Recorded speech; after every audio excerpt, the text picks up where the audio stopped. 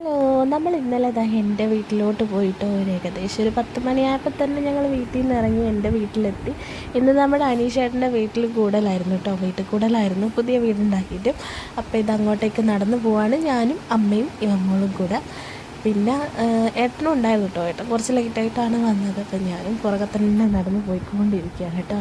അങ്ങനെ കൂടൽ വീട്ടിലൊക്കെ എത്തി. പിന്നെന്താ പറയുക, എല്ലാവരും ഉണ്ടായിരുന്നു, എൻ്റെ ഫ്രണ്ട്സായാലും ഫാമിലി ഉള്ളവരായാലും ബന്ധുക്കളും നാട്ടുകാരും ഒക്കെ ഉണ്ടായിരുന്നു കേട്ടോ. ഇതൊക്കെ ഇവമ്മോളും വ്യാമിയും ആൻവിയും അഭിഷേച്ചിയും എല്ലാവരും ഉണ്ടായിരുന്നു കേട്ടോ.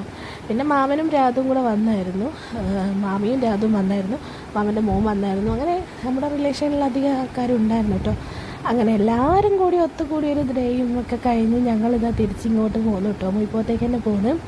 അപ്പോൾ പോകുന്ന പോക്കിലായിരുന്നു, സന്ധ്യയായിട്ടുണ്ട് സമയം, നല്ല പോലെ വിശക്കുന്നുണ്ടായിരുന്നു.